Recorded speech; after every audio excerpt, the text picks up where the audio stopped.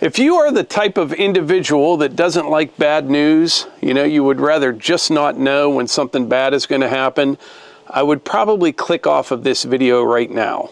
I'll just give you a minute. Although I do have what I think at the end of this video, a little bit of good news. We'll have to wait and see. And I'll tell you how this all started.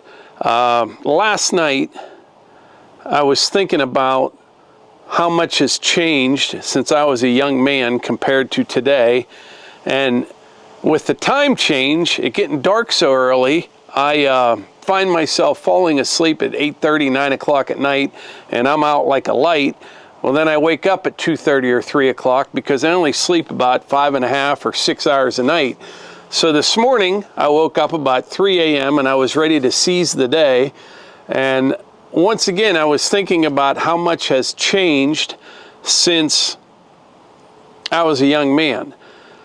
And what I did, I started looking some things up. I graduated high school in 1984, and I was trying to figure out everything that has changed since then until today. And I did some research on the internet. I used ChatGPT to generate some charts. I double-checked, randomly checked all my numbers, and I think what I'm going to tell you is pretty accurate. And by 6 o'clock this morning, I had it all figured out. And it's kind of amazing when you think about it. If someone like me can figure this out, anybody can if they just look into it a little bit. I mean, I'm not an economist, or I didn't even graduate college. I went to college for like a semester. I blew stuff up for a living. I worked construction for years, and now I'm a YouTuber. And I figured out what they don't want us to know, okay? Let me start with this. Back in 1984, when I graduated high school, the average age of a first-time home buyer was about 29 years old. Now, we bought our first place, I think, when I was 25 or 26. So I was a little bit ahead of the game, but average age, 1984, was 29. Today, it is 36 years old. It has gone up considerably. Now, the average cost of a new home back in 1984, it was about $90-some thousand.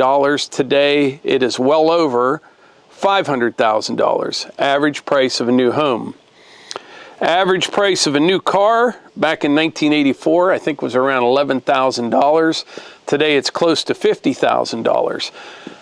My first car, I had a truck, and then I bought a car when I thought I was young and cool. I bought a 83 Thunderbird Turbo Coupe with a little 4-cylinder in it, turbo, and it was quick. It was. I ended up wrecking that car, but it was a nice car. And then since then, I never had another car. Melissa has, but I've had trucks since then. But anyway, new car today, almost $50,000. Back in the day, $11,800 was the average price. Next category we have here, this is an interesting one. Cost of college tuition. It has gone up dramatically, to say the least. Back in '84, annual tuition costs were about $4,000. Today, it's over $40,000. Next category, average individual credit card debt. Back in the day, 1984, people were carrying a balance of about $500. That was the average. Today, it's about $8,000. Average car loan debt, back then it was around $3,000. That was the average car loan debt. Today, it's about $35,000. Average mortgage debt, back in the day,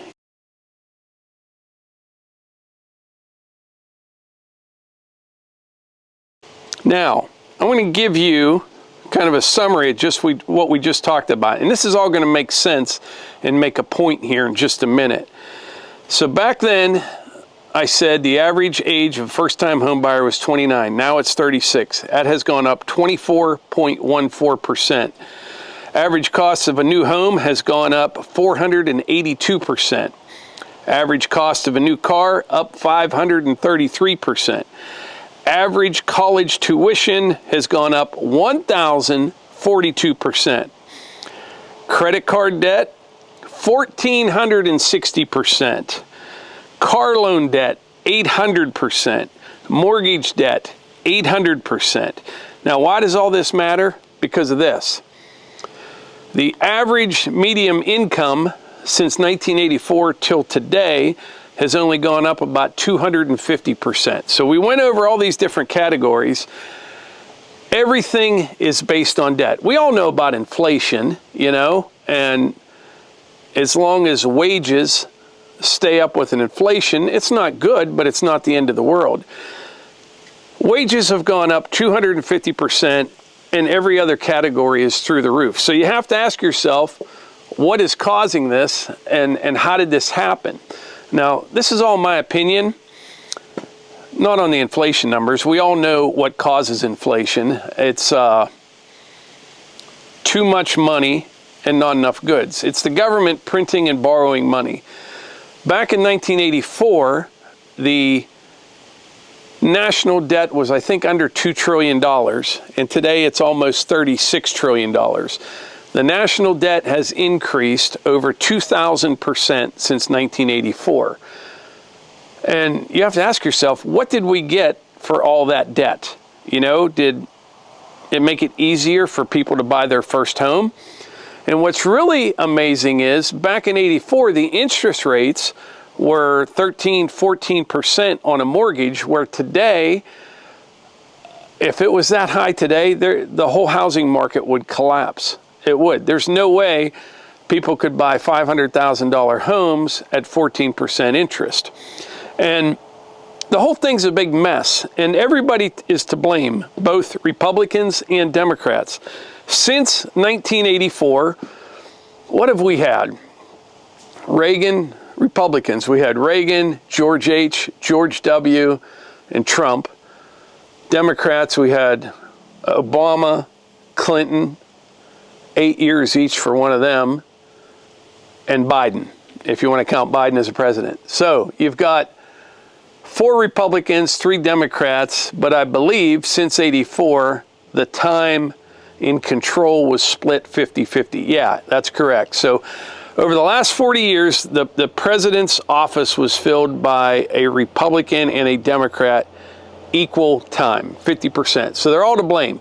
And what I call them, all of them, Reagan, things just started to go south after Reagan. I kind of lumped him in there just because I started in 84. But if you look at all those charts, they just start to skyrocket after that. So they're both to blame. They are. And I call that the machine, is what that is. And it's designed, and like I said, in my opinion, to keep people down and keep them in debt. The banks love that debt. 800% it has gone up. Mortgage and car loans, all those numbers, I'm not going to read them all again, yet wages only increased, annual salary about 250%. So everything that we have as a country, you know, an average, it's all based on debt, especially the national debt. Like I said, it has gone up over 2,000%. I don't see where it has been helpful for anyone, unless you sell bombs and things like that. I had a guy comment the other day. I mentioned in a video talking about all the money we're sending to Ukraine, and someone said, we're not sending them any money. It's all going to the military, or what do you say, military contractors here in the U.S. That creates jobs. Well, number one, that's not true. We're literally paying salaries for government employees. We're paying pensions. It's insane. I mean, almost $200 billion that we don't have, we sent over there. And even if that guy was correct, is that how you want to create jobs, by just bombing people all over the world and having wars? For me, I think it's a bad idea, but he thought it was okay because we're creating jobs here in the U.S. And like I said, all we have gotten out of all this is war and wasteful spending. That's it. You know, sure, the homes are bigger, the cars are nicer, but I just wanted to show an average. The college tuition one was a big one as well, over 1,000%. And the whole plan is, in my opinion, I'll keep saying that because this is all my opinion, is this is where they want it. The banks and the big businesses, they love this stuff. They do. Keeping everyone in debt, and wages aren't keeping up. and you can clearly see the trend of where things are headed. And then what they do, they get us all fighting amongst ourselves, you know, and focusing on the wrong things. Like Kamala Harris talking about price gouging. You know, that's where we're at right now. The elections have come down to politicians promising to fix the problems they help create, because they're having trouble hiding this like they used to be able to. You know, when younger people can't buy a house, they're starting to figure it out. So of course, now they're going to run on, we're going to give you $25,000 for a down payment with more money that we don't have. Just going to accelerate the problem even more. And on a side note, it's my understanding, and I'm pretty sure this is true, that $25,000 that Kamala is promising, there's some eligibility requirements, and one of those is your parents cannot own a home. So it's for, like, you know who it's for, right? Obviously. Yeah, that was one of the requirements. Your parents can't own a home, but we're going to give you 25 grand to buy your first home. She wants to build 3 million houses. You know, they let 15 million people into the country. Now we have a housing shortage. We don't have any money as a government.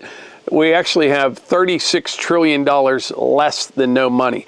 When we were out west a couple weeks ago, I was in Durango, Colorado. We were having breakfast, and I was shocked at the number of homeless people just walking around Durango, pushing shopping carts. And I looked at one guy and I thought to myself, you know, it appears, maybe I'm wrong, but it appears the guy doesn't have a penny to his name. And I thought, well, the good news is he's got $36 trillion more than the United States government. All this debt is what is causing our problems. And I said they run on promising to fix the problems they help create. They won't admit to creating the problems, but they promise to fix them. Like Kamala's big thing is price gouging. She's going to get, do you really think, I just showed you a 40-year trend of where we were headed, that all of a sudden a grocery store executive wants to squeeze another 1.5%. That's what our problem is. It's ridiculous. When I see that price gouging stuff, I can't even take people seriously. If you can't spend 5 minutes to figure things out, I can't take you seriously. But the point of all this is this. Tomorrow's election day. It is. And like I said, both the Republicans and Democrats are to blame for this. Donald Trump has an R by his name, but he is the farthest thing from a normal Republican. You know, like if Nikki Haley would have won the election, I don't even think I'd vote this time. They're all the same. You know, they all want to go to war all over the place, stick our nose where it doesn't belong, and spend money that we don't have. And I really don't think, I'm convinced Donald Trump doesn't like war. I remember in one of the debates, or no, I think it was a CNN town hall or something, they were so upset that Trump wouldn't come right out and say, all he said when they asked him about the war in Ukraine was, I just want people to stop dying. And that was apparently the wrong answer.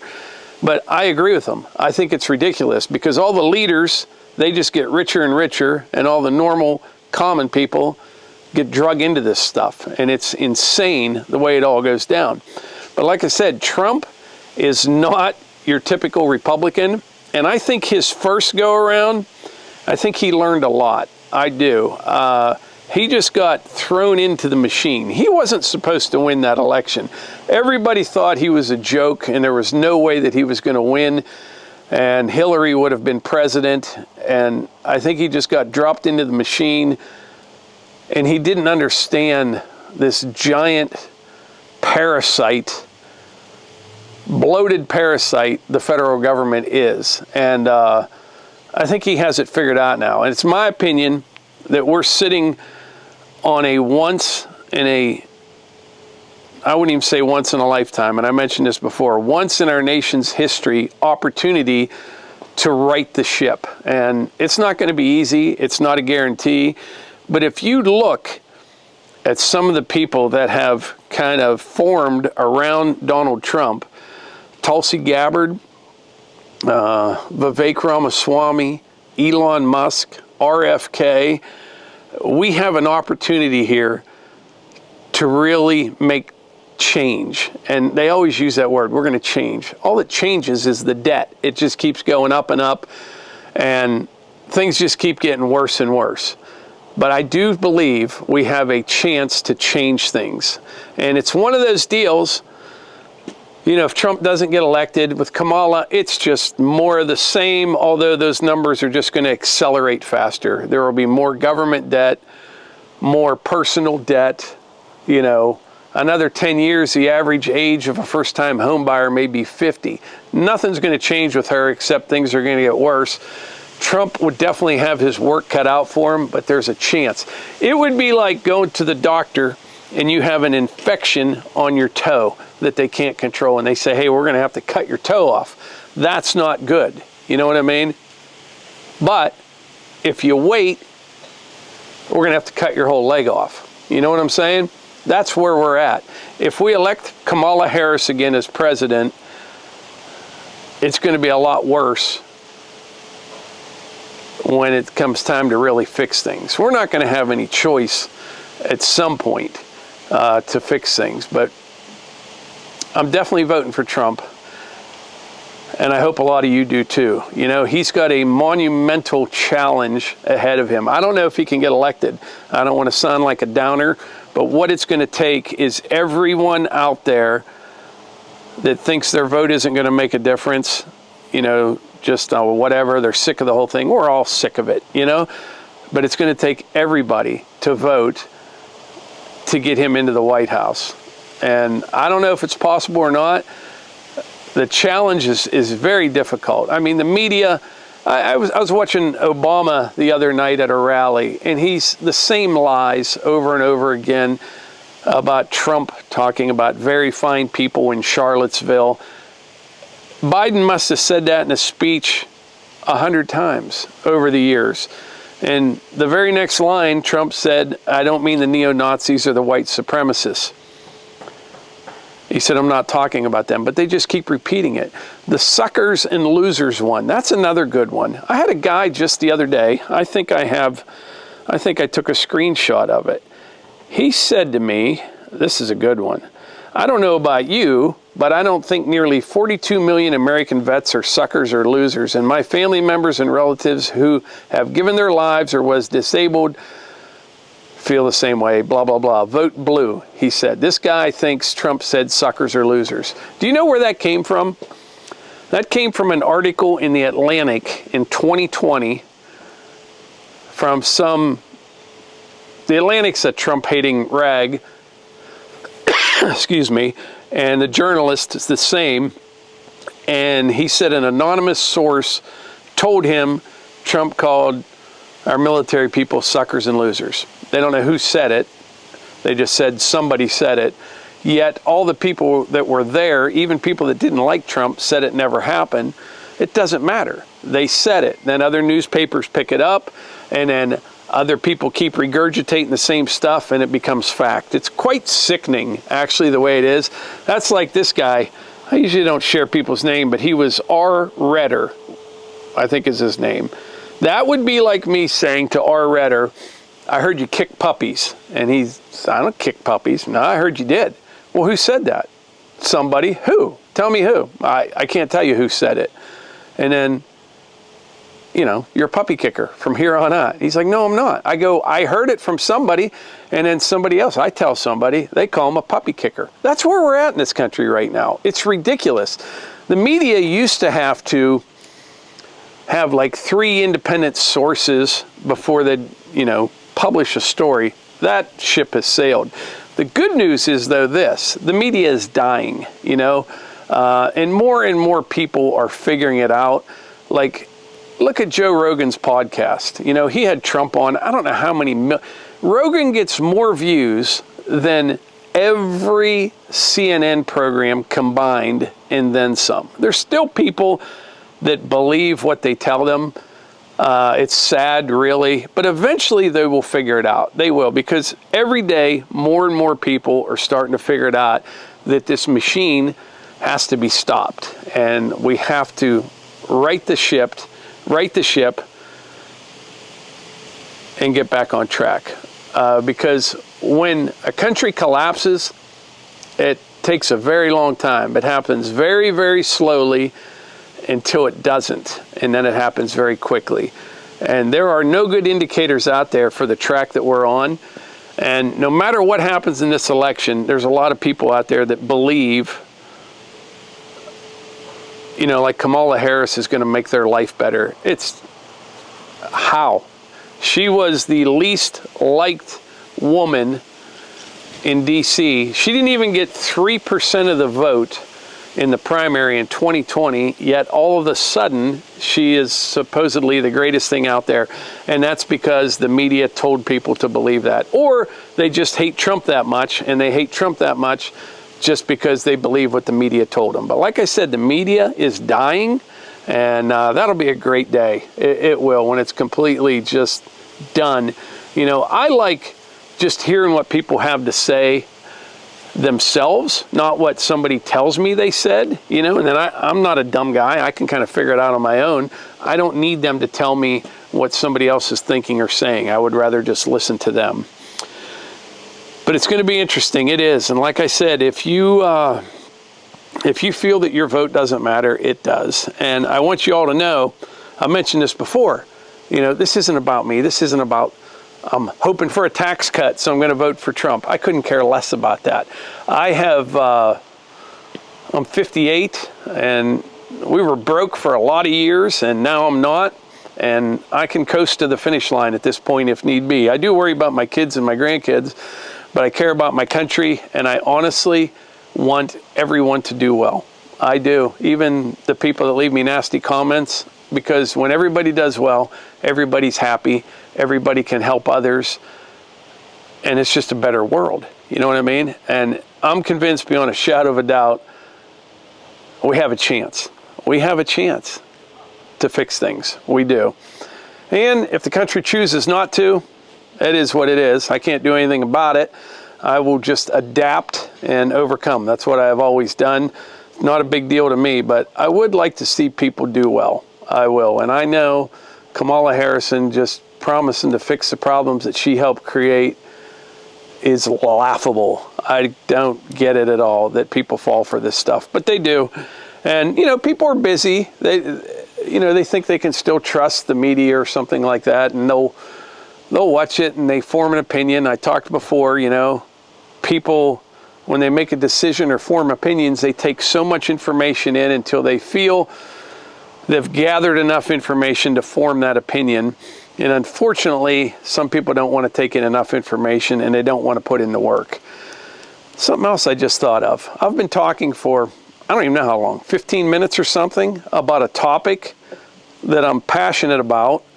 And the only notes I had were the couple of charts that I looked at on my phone. There's no teleprompter. There's no anything. That would be impossible, literally impossible for Kamala Harris to do. She couldn't do it. And I have yet to see the woman answer a question about anything. They could ask her something, and it'll, next thing you know, I'm from a middle-class neighborhood. That's not what I asked you. She is a disaster. She is.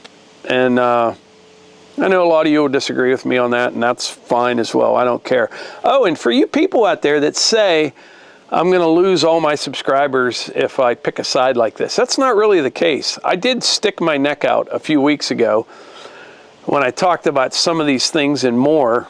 And there's a lot of people, what's going to happen to your channel when we all leave? And it was interesting looking at the analytics for that video.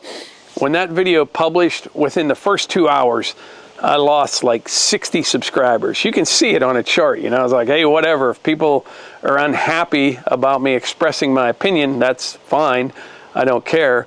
But over the next day, then day 2, day 3, day 4, I ended up gaining 360 subscribers on that video. So basically, in a nutshell, I lost 60 and gained 420.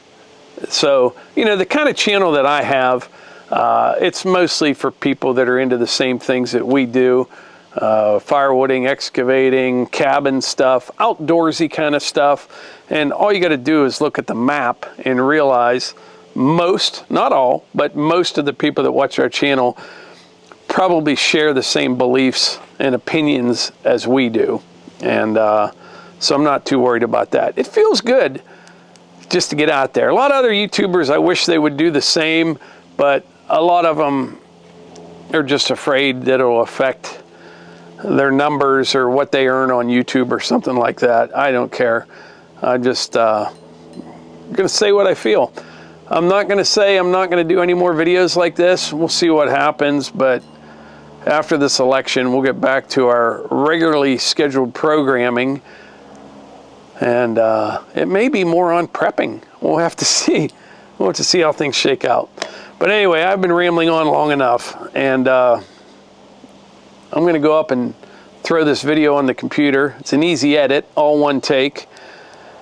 Publish it, and hope for the best. And I hope you get out there and vote. Take somebody with you. Take 2 people with you. But let's see what happens. Appreciate you being here. We'll catch you on the next one.